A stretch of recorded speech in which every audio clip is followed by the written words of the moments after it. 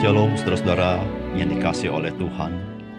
Kita yang sering membaca Alkitab dan merenungkannya, maka kita dapat melihat bahwa Tuhan yang kita percaya adalah Tuhan yang terlibat langsung di dalam kehidupan umat Tuhan.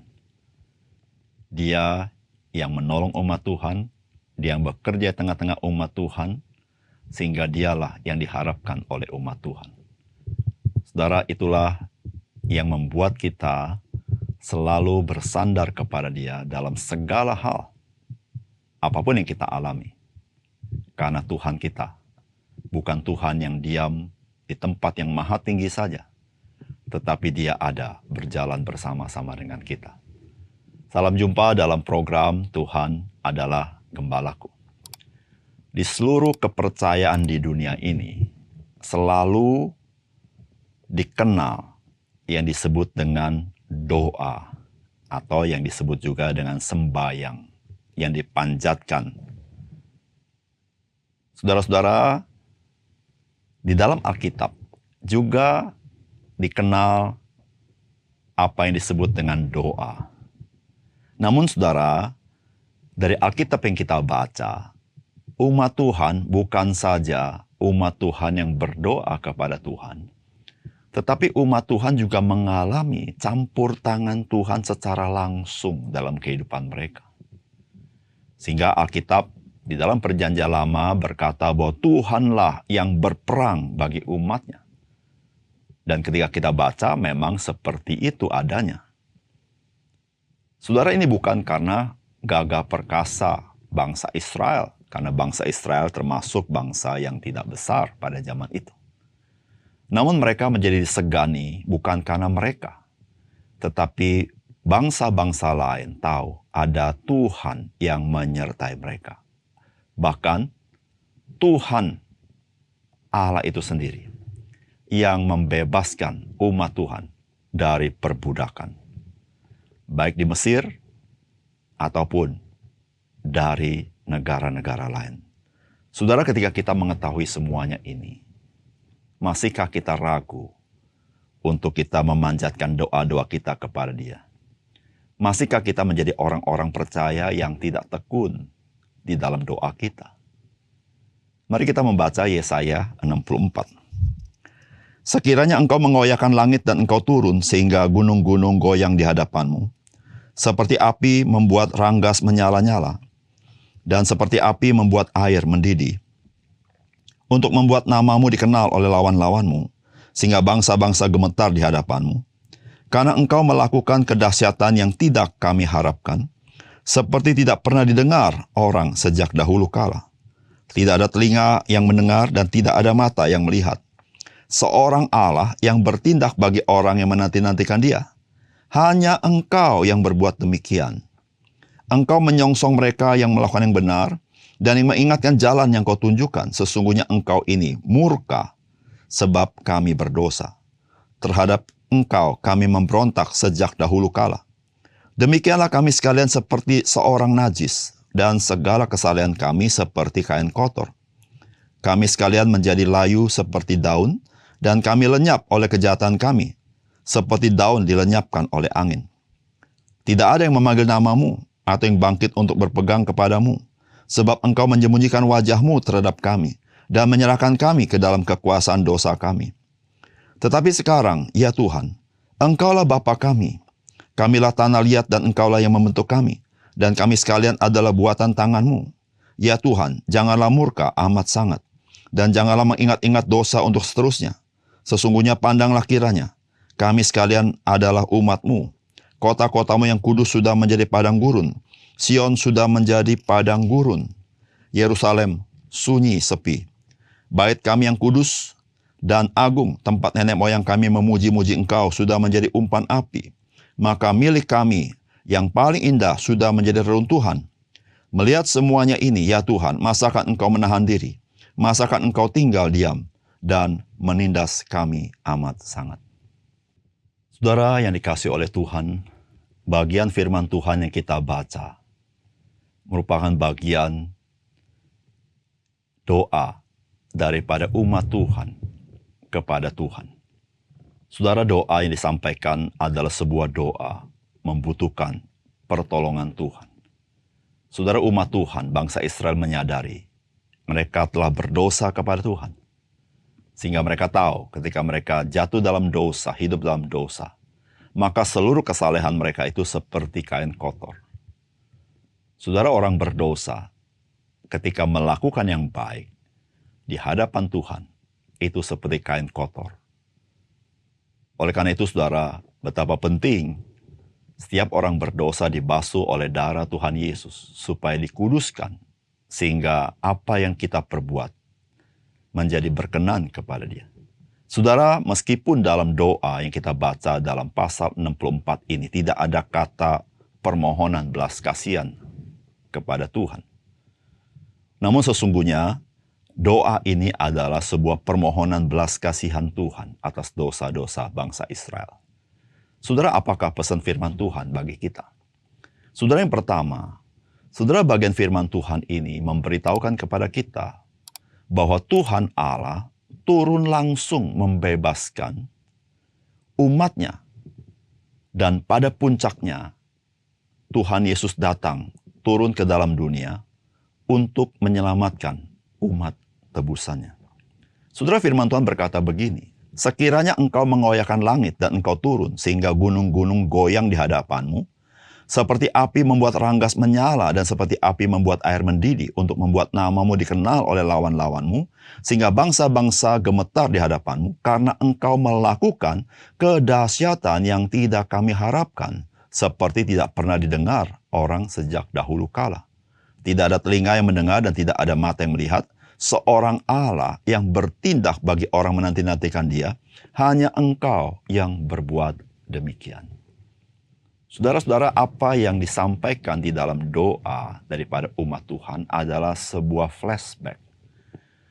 Bagaimana umat Tuhan mengingat di dalam sejarah bangsa-bangsa tidak pernah ada ilah-ilah yang seperti Tuhan Allah yang kita percaya. Saudara, memang bangsa-bangsa ada kepercayaannya dan menyembah kepada siapa yang mereka percayai. Mereka juga ada kurban-kurban yang mereka berikan. Mereka juga ada aturan-aturan di dalam keyakinan mereka. Tetapi saudara-saudara, itu yang mereka perbuat dalam keyakinan mereka. Tetapi hanya umat Tuhan bukan saja melihat apa yang mereka perbuat, tapi mereka menyaksikan sendiri apa yang Tuhan Allah perbuat. Saudara-saudara yang kasih dalam, dan disitulah saudara mengapa umat Tuhan berdoa kepada Tuhan. Karena mereka tahu pertolongan mereka adalah daripada Tuhan. Di dalam sejarah perjalanan mereka, saudara-saudara, mereka menyaksikan Tuhan kepada siapa mereka berdoa adalah Tuhan yang nyata, turun tangan. Bukan sekedar perasaan saja.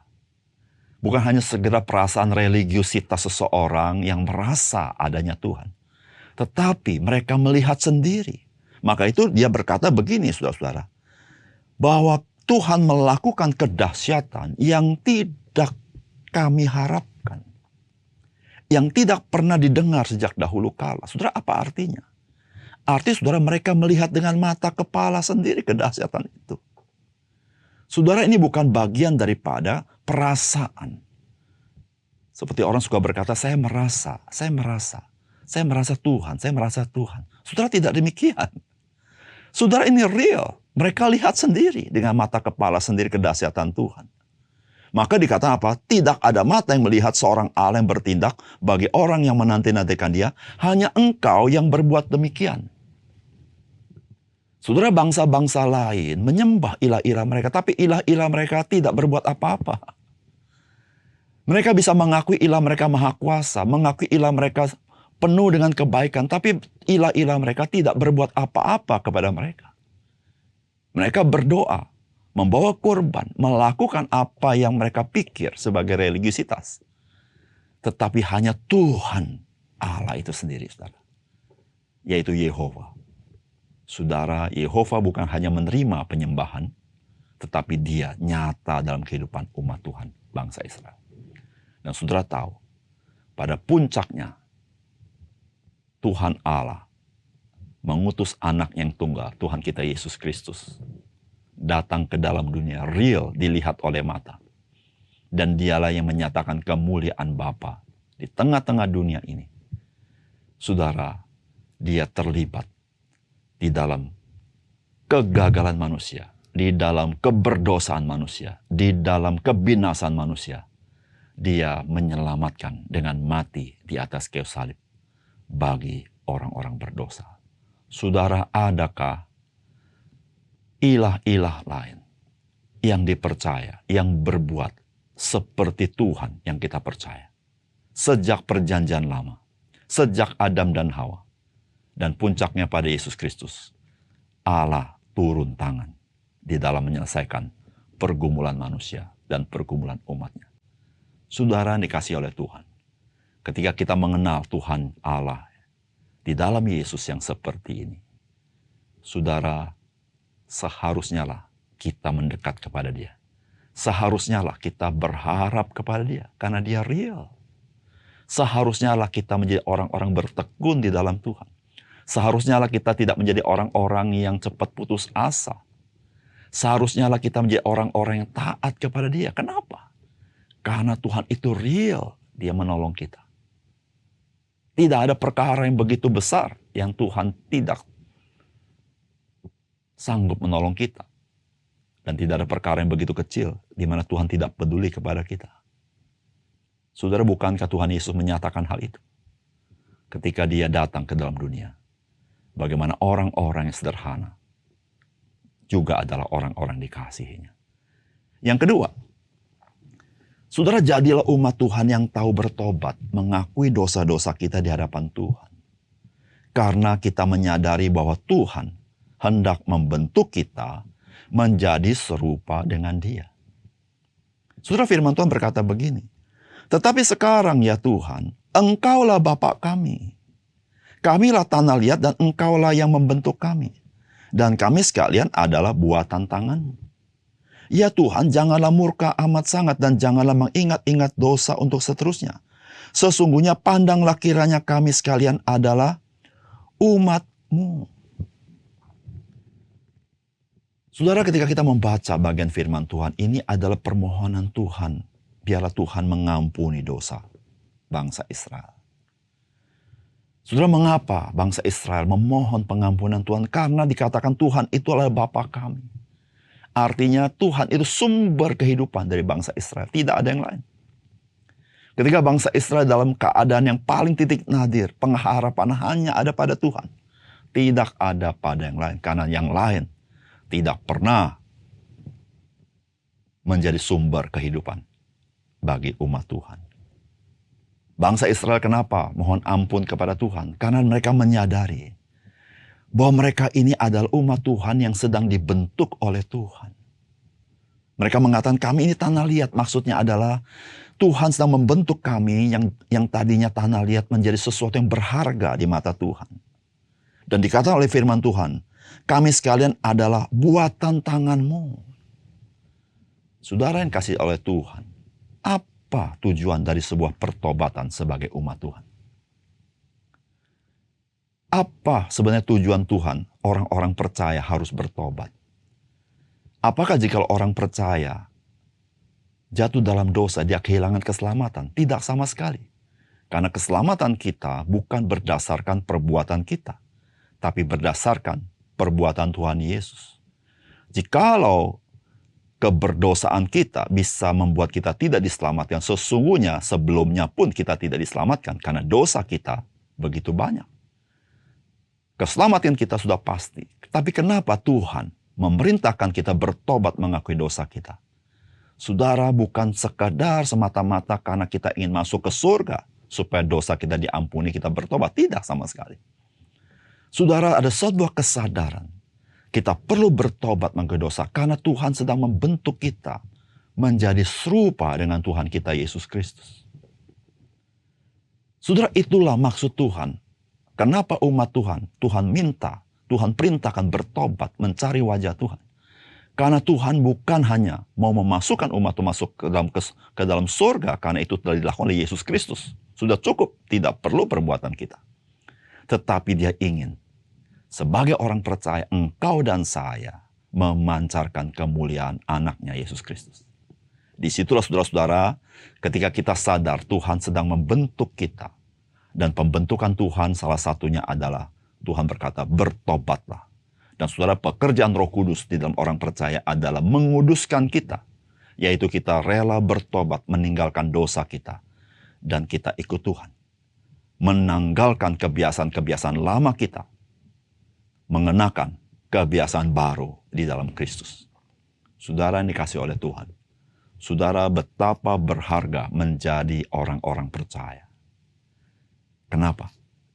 Karena saudara dan saya sudah memiliki kepastian keselamatan itu. Sekarang, saudara dan saya diproses supaya memancarkan kemuliaan Tuhan. Saudara luar biasa bukan? Oleh karena itu saudara, jadilah orang-orang percaya yang mengerti arti pertobatan. Yang mengerti mengakui dosa di hadapan Tuhan. Yang mengerti meninggalkan dosa. Yang mengerti menanggalkan kebiasaan manusia lama. Karena Tuhan mempunyai maksud yang mulia dalam hidup saudara dan saya. Mari kita berdoa. Bapa surga, terima kasih untuk kebenaran firman-Mu. Biar firman-Mu Engkau meteraikan dalam hati kami, sehingga kami mengerti bahwa Tuhan yang kami sembah bukan sekedar Tuhan yang menerima penyembahan, menerima doa-doa, menerima korban-korban, menerima perbuatan-perbuatan, tapi Tuhan itu sendiri, Engkau sendiri, yang terlibat langsung secara real dalam kehidupan umat Tuhan. Berbeda dengan ilah yang lain. Tuhan tolong kami, supaya kami mengerti, kami umat Tuhan yang sudah ditebus oleh darah Yesus, memiliki kepastian keselamatan. Tetapi Tuhan sedang memproses kami, bukan untuk keselamatan itu, tetapi memproses kami supaya kami semakin serupa dengan gambar anak-Mu, Yesus Kristus yang mulia itu. Terima kasih Tuhan. Dalam nama Tuhan Yesus kami berdoa. Amin.